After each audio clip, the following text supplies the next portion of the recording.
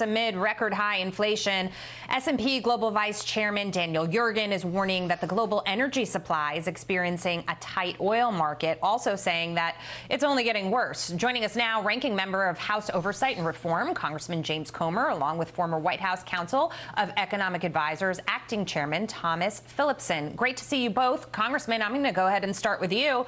Waiting for that jobs report tomorrow, of course. The situation seems to be getting worse. More people filing claims. That's what the claims report today told us. And you've got an administration that still is essentially denying that inflation was its problem, pointing the finger everywhere but right here at home in Washington. You've also got the Democrats continuing to not recognize what caused the inflation in the first place, which was their reckless spending. And here they are wanting to push forward with another $1 trillion in reconciliation. Your thoughts on where we are today?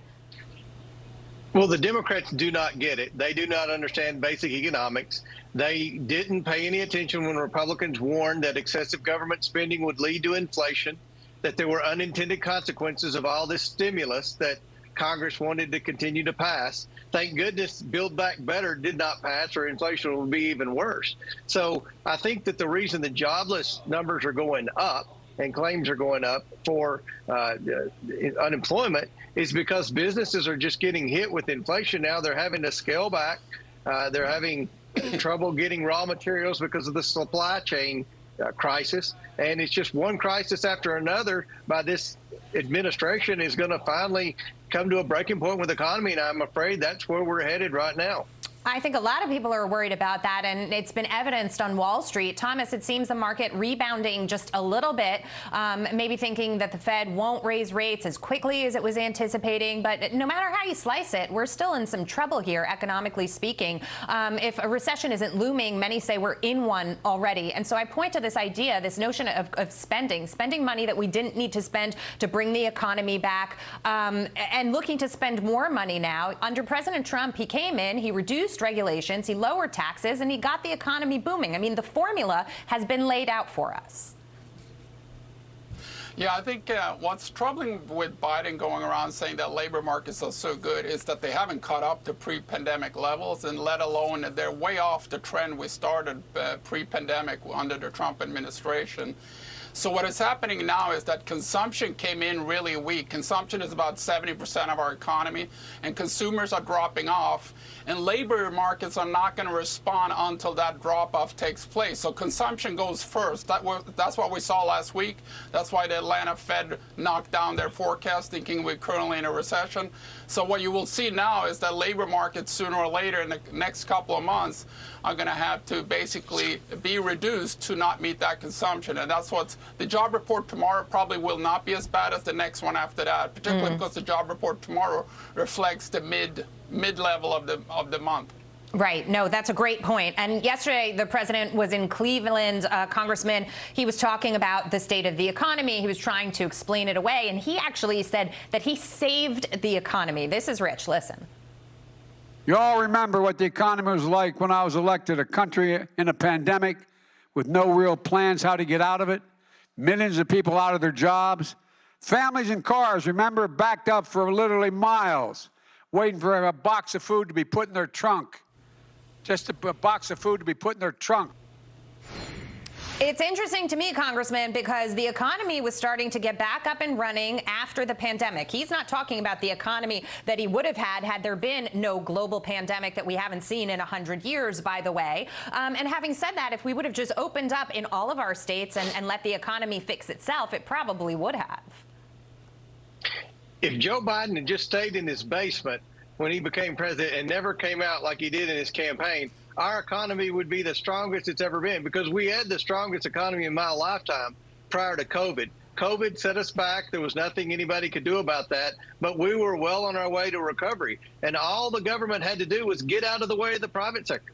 But once Joe Biden took office and the Democrats took control of Congress, they immediately tried to change all the labor laws. They immediately significantly increased spending. They immediately tried to pass their Green New Deal fantasy. And as a result, of all these bad policies, we have an economy that's really struggling right now. Yeah. And the average worker is having to pay for it with increased inflation. And when it comes to the job market, Thomas, they keep saying, oh, this is the one thing that we have that's strong right now because the unemployment rate is low.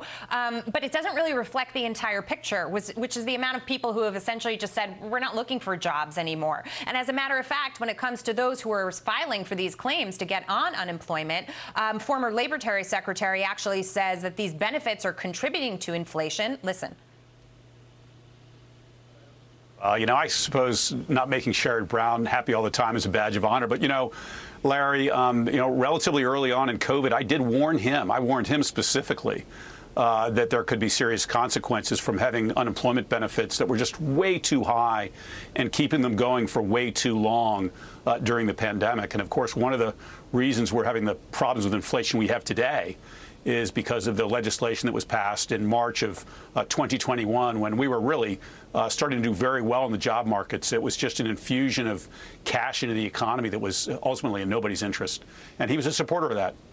And basically, those boosted unemployment benefits were boosted for an entire year after the vaccines were starting to be distributed. And we thought, well, we might actually be getting back up and running. People should get back to work. They discouraged people, Thomas, from getting back to work. Yeah, I think the general pattern of the Biden administration is sort of they're imposing a triple threat on price increases. They're stimulating demand massively, which raises price. They're hampering down on supply, whether through subsidies to workers to stay home or through regulations on the companies themselves. And in addition, they have monetized, through the Fed, they have monetized a massive amount of debt. All those things obviously is raising prices, and that's what we're seeing now. It's very unfortunate. This is, a taxation without representation, many say, because we don't elect the Fed, etc. But it's a massive tax on the American people.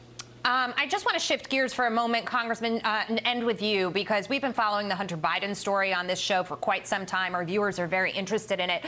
And my understanding is that you're having some trouble getting your hands on some of the documents that you need to evaluate the situation, to see exactly what was happening between Hunter Biden and China and some of his other business relations, and actually how much the president knew about it.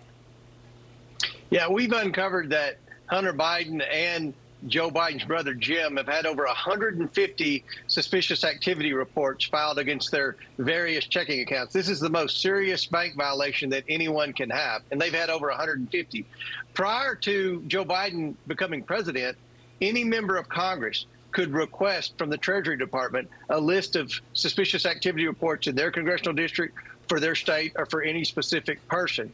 Joe Biden, in the dead of night, once he took office, changed that rule. And no one knew why until it became apparent that his son and his brother had all these bank violations. I've requested what every member of Congress has been able to receive from the Treasury Department over the past 3 administrations, and Joe Biden's blocking me from getting that. As the top Republican on the Oversight Committee, this is something that we should have to be able to determine what led to these 150 serious bank violations. What a coincidence that he made that change. Congressman James Comer, Tomas Philipson, great to see you both tonight. Thank you.